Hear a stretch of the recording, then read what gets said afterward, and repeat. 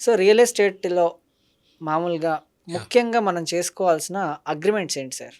So, real estate అనగానే type of the property మనం ఏమి చూస్ చేసుకున్నాం అనేది వెరీ ఇంపార్టెంట్ అండి. హ్మ్. అగ్రికల్చర్ ప్రాపర్టీయా? లేకపోతే ఫ్లాటా? హ్మ్. లేతే ల్యాండా? ఎటువంటి ప్రాపర్టీ అంటే నేచర్ ఆఫ్ ద ప్రాపర్టీ ఏంటి అనేది చాలా ఇంపార్టెంట్. సో, ఆ నేచర్ ఆఫ్ ప్రాపర్టీ అనేది ఎలా ఉంది? ఇప్పుడు కొన్నిసార్లు ఏంటంటే ల్యాండ్ ఎక్విజిషన్ కింద పోయిన ప్రాపర్టీస్ కొన్ని ఉంటాయి. హ్మ్. అలానే ప్రొహిబిటెడ్ లిస్ట్‌లో ఉన్న ప్రాపర్టీస్ ఉంటాయి. సో, ఇయన్నీ మనం చూస్ చేసుకోవాలి. అంటే కరెక్ట్‌గా. ఆఫ్‌కోర్స్ ఏంటంటే ఇప్పుడు డెవలప్‌మెంట్ చేసి ఏదైనా అప్రూవల్స్ రావాలన్నా కూడా సర్టెన్ ఏంటంటే authorities they are asking links అనమాట. ఏమైనా అప్రూవల్స్ తెచ్చుకోవాలన్నా లైక్ 25, 30 ఇయర్స్ లింక్స్ కావాలి. హ్మ్. సో, ఆ లింక్స్‌ని బేస్ చేసుకొని వాళ్ళకి అప్రూవల్స్ వస్తాయి. ఆఫ్‌కోర్స్ మనకి ఇక్కడ రియల్ ఎస్టేట్ అనగానే మనకి ఏమి వస్తది అంటే issue there are 2 things. Registration అయిపోగానే మనం మోస్ట్ ఆఫ్ ద టైమ్ అందరూ కామన్ పీపుల్ ఏమనుకుంటా అంటారు, రిజిస్ట్రేషన్ అయిపోయింది కాబట్టి ఇది డెఫినెట్‌గా వీళ్ళదే అనుకుంటారు. రిజిస్ట్రేషన్ అయినంత మాత్రాన ఆ పర్టిక్యులర్ పర్సన్‌దే ఆ ప్రాపర్టీ అని చెప్పి డీమ్ చేయలేం. హ్మ్. ఓకే. దేర్ ఆర్ అగైన్ ఏంటంటే దానికి అదర్ థింగ్స్ చెక్ చేసుకోవాల్సినవి ఉంటాయి. ఎందుకు అంటే ఇప్పుడు ఒక ఫ్యామిలీ మధ్యన ఒక ప్రాపర్టీ టైటిల్ అనేది వచ్చిందనుకోండి. ఒక ప్రాపర్టీ ఒక టైటిల్. ఓకే. ఆ ప్రాపర్టీ ఎలా వచ్చింది? లైక్ హ్మ్. లెట్స్ సే గిఫ్ట్ డీడ్ ద్వారా వచ్చిందా? విల్ డీడ్ ద్వారా వచ్చిందా? లేకపోతే పార్టిషన్ ద్వారా వచ్చిందా? హ్మ్. లేపోతే సెల్ఫ్ ఎక్వైర్డా? యాన్సెస్ట్రల్ ప్రాపర్టీయా? ఈ ఎలా వచ్చింది? లేకపోతే ఈ షేర్‌లో ఈ ప్రాపర్టీ యొక్క షేర్ వేరే వాళ్ళకున్నా గూడా ఇది రికార్డ్స్‌లోకి ఎక్కించుకొని రిజిస్ట్రేషన్ చేసేయటం అలా జరిగినాయి. మోస్ట్ ఆఫ్ ద టైమ్ అలా జరుగుతూ ఉంటాయి. అవును. ఎందుకంటే అప్పుడు ఏమైద్ది, తర్వాత లైక్ లెట్స్ సే 2 బ్రదర్స్ ఉన్నారనుకోండి. 2 బ్రదర్స్ ఒక 1 ఏకర్‌ని ఈక్వల్‌గా షేర్ చేసుకోవాలనుకోండి. For some reasons let's say ఒకళ్ళకి ఒక కొంత పార్ట్ ఎక్కువ రిజిస్టర్ అయిపోవటం ఏదో జరిగిందనుకోండి. అది కంటిన్యూడ్‌గా వాళ్ళు అలానే దాన్ని రిజిస్టర్ చేసి దాన్ని అలా పొజిషన్ తీసుకొని అలా జరిగిందనుకోండి. హ్మ్. ఆ అదర్ బ్రదర్ ఏంటంటే తర్వాత కేస్ ఫైల్ చేసే అవకాశం ఉండొచ్చు. యెస్. అంటే ఇద్దరి మీద బోత్ రిజిస్టర్ చేసినాళ్ళ మీద, ఎవరైతే కొనుక్కున్నారో వాళ్ళ మీద గూడా. హ్మ్. ఏమని ఇది నా పార్ట్ ఆఫ్ ద షేర్ ఆయనకి అసలు అమ్మే అధికారమే లేదు. అంటే ఆయనకి టైటిలే లేదు. హ్మ్. టైటిల్ లేకుండా ఎలా అమ్ముతారు? మీరు ఎలా కొనుక్కుంటారు?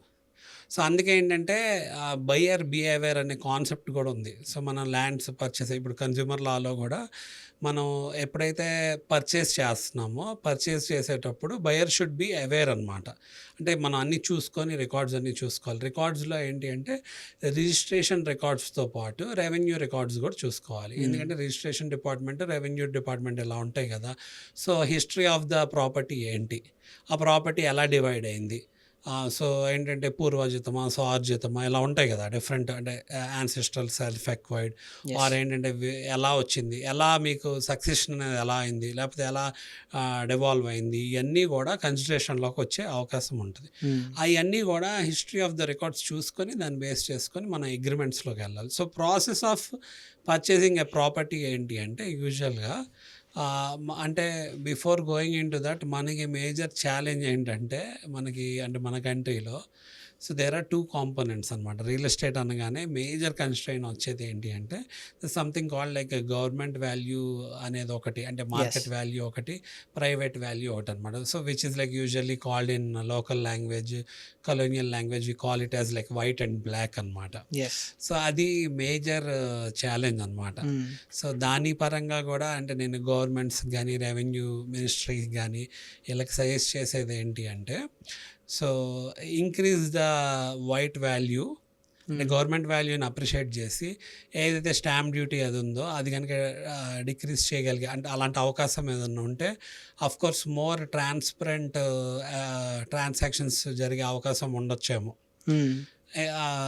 అగైన్ ఏంటంటే రెవెన్యూకేమీ లాస్ రాకుండానే. ఏమైద్ది అంటే లైక్ లెట్స్ సే ఒక 1,00,00,000 ప్రాపర్టీ ఉందనుకోండి. హ్మ్. దాని ఒక గవర్నమెంట్ వాల్యూ హార్డ్‌లీ లైక్ ఏంటంటే again depends on it's an urban ప్రాపర్టీయా, రూరల్ ప్రాపర్టీ అనేది వేరీ అయిద్ది. Based on the nature of the property యూజువల్‌గా ఒక 20-40 లాక్స్ మాత్రమే దాని వైట్ వాల్యూ అంటే దాని government value or market value ఉంటది. హ్మ్. బట్ దాని ఒరిజినల్ ప్రైవేట్ వాల్యూ ఏంటి 1,00,00,000 అనమాట. ఓకే. మరి ఇప్పుడు ఇక ట్రాన్సాక్షన్ ఎలా చేయాలి అంటే ఇప్పుడు మొత్తం వైట్‌లోనే చేస్తే ఏమవుతుంది సార్? మొత్తం వైట్‌లో చెయ్యొచ్చు. బట్ ఎందుకు అవాయిడ్ చేస్తారంటే పీపుల్ హ్మ్. వాళ్ళకి ఈ రిజిస్ట్రేషన్ స్టాంప్ వాల్యూ పెరిగిపోద్ది కదా! లైక్ లెట్స్ సే గజం ఒక 20,000 ఉందనుకోండి. హ్మ్. Government value. మనం గజం 50,000 కొనుక్కున్నాం ప్రైవేట్ వాల్యూ. ఒకవేళ 50,000కి మనం వైట్‌లో కొనుక్కుంటున్నాం అనుకోండి. అంటే 30,000 మీద ఒక 7.5 టైమ్స్ మనం కట్టాలి కదా! అంటే 20 - 50 30,000 yes. Per square yard let's సే.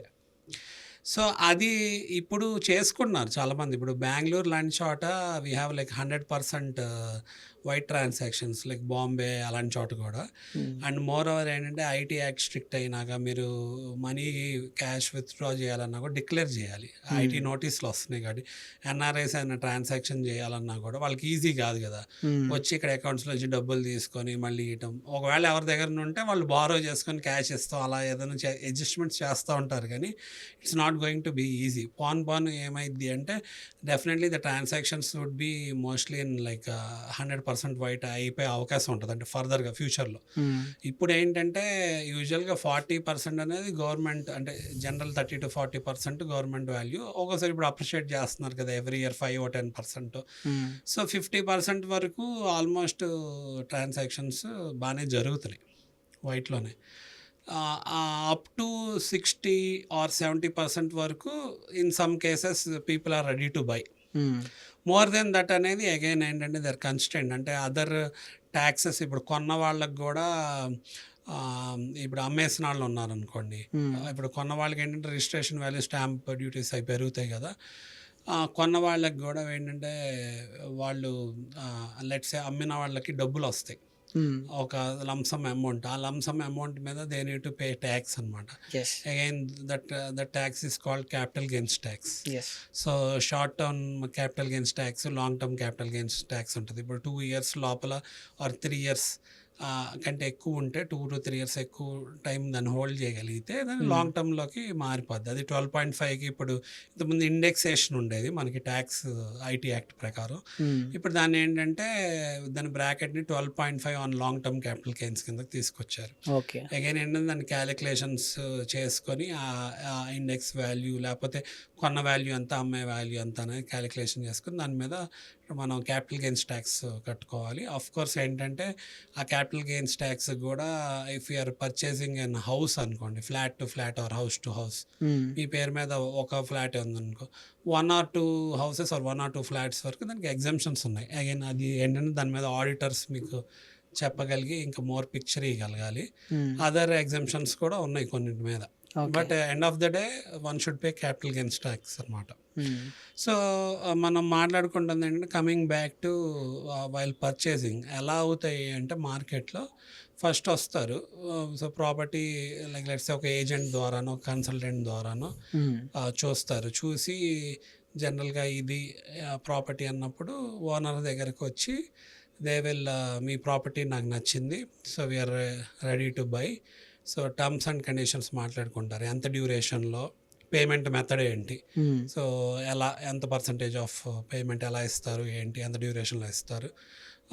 ఇద్దరు ఓకేనా? రేట్స్, బార్గెయిన్ ఎవ్రీథింగ్ చేసుకున్నాక కొంత టోకెన్ అడ్వాన్స్ కింద ఇచ్చి they will take this documents అనమాట. జిరాక్స్ కాపీ ఆఫ్ డాక్యుమెంట్స్ తీసుకొని ఆఫ్‌కోర్స్ ఏంటంటే డాక్యుమెంట్స్ మీద లీగల్ ఒపీనియన్ అదంతా తీసుకొని మళ్ళీ కొన్ని 1 వీక్ తర్వాత 1/4 పేమెంట్ చేసుకుంటారు.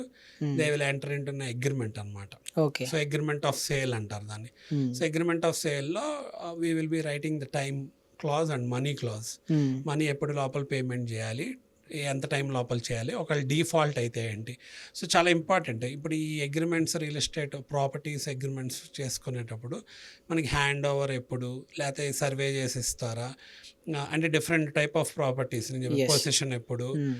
ఇయన్నీ గూడా దాంట్లో ఏమున్నాయి? ఏంటి? అనేది చూసుకోవాలి. ఎందుకంటే agreements are always like types అనమాట. Time bound, money bound. హ్మ్. అంటే ఇప్పుడు మీరు టైం లేట్ అయితే క్యాన్సిల్ అయిపోయే ఒక టైప్ ఆఫ్ అగ్రీమెంట్. హ్మ్. ఇంకో టైప్ ఏంటి అంటే టైం లేట్ అయితే మనీ బెట్టి ఆ టైంని కొనుక్కునే అగ్రీమెంట్ అవ్వచ్చు. యెస్. అలానే ఒకవేళ ఈ అగ్రీమెంట్స్ చేసుకున్నాక ముందుకెళ్ళకపోతే hmm. There are like suits which are going to evolve in court అనమాట. Suit for specific performance suits వేసుకొని సో వీళ్ళు ఏంటంటే అగ్రిమెంట్లో పార్టీస్ ఎవరు ముందుకు రావట్లేదు చేయటానికి, లేకపోతే డబ్బు ఏదైతే పెర్ఫార్మెన్స్ చేయాలో వాళ్ళు ఎందుకు చేయట్లేదు, డబ్బులు పేమెంట్ ఎందుకు చేయట్లేదు, ఏ కారణం వల్ల, లేకపోతే నోటీస్ పంపి తర్వాత కోర్టులో వేసుకుంటాం. అలా ఆ ప్రాసెస్ అంతా ఉంటుంది. ఓకే. అయితే అగ్రిమెంట్ ఆఫ్ సేల్ తర్వాత వీళ్ళు ఆబ్వియస్లీ వాళ్ళకి ఏంటంటే సర్వే చేసుకుంటాము, ముందు సర్వే చేసుకొని అదంతా హ్యాండ్ ఓవర్ చేయటం, గ్రౌండ్ మీద ఎంత ఉంది, పొజిషన్ ఎంతవరకు ఉంది, ఏదైనా కబ్జాలు అయినాయా, దానికి ఏదైనా ఫెన్స్ అలాంటి బౌండరీస్ ఉన్నాయా, బౌండరీస్ ఇలాంటివన్నీ సెట్ అయ్యి ఉన్నాయా లేవా అవన్నీ చూసుకోవాలి.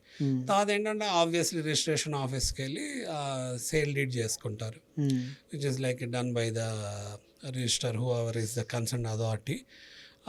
సేల్ డీడ్ అనేది జరిగిద్ది. సో సేల్ డీడ్కి వీళ్ళు ఏంటంటే కన్సర్న్డ్ మనీ కట్టేసి గవర్నమెంట్కి fees, stamp value and registration value చేసుకొని జరిగింది అనమాట. ఇది ప్రాసెస్ యూజువల్గా. సో ఇక్కడ జనరల్గా వచ్చే కన్స్ట్రైన్ ఏంటి అంటే ఇందాక ఫస్ట్లో చెప్పినట్టు రిజిస్ట్రేషన్ అయినంత మాత్రాన అది మీదా కాదా అనేది చాలా important. Okay. So you should also check అనమాట, ఎక్కడి నుంచి ఎవాల్వ్ అయింది, ఎలా వచ్చింది పర్టికులర్ పర్సన్, ఆ ప్రీ అంటే దాని ఒక హిస్టరీ ఏంటి, ముందు కొనే ముందు ఎలా అనేది. If it is taken care then you can it is deemed to be assumed or like presumed to be yours అనమాట. అంటే కంప్లీట్గా మీది అనేది టేకెన్ కేర్ అనేది ఆ సేల్ డీడ్ అయినాక హాయిగా కంఫర్టబుల్గా మనం హ్యాపీగా ఉండొచ్చు.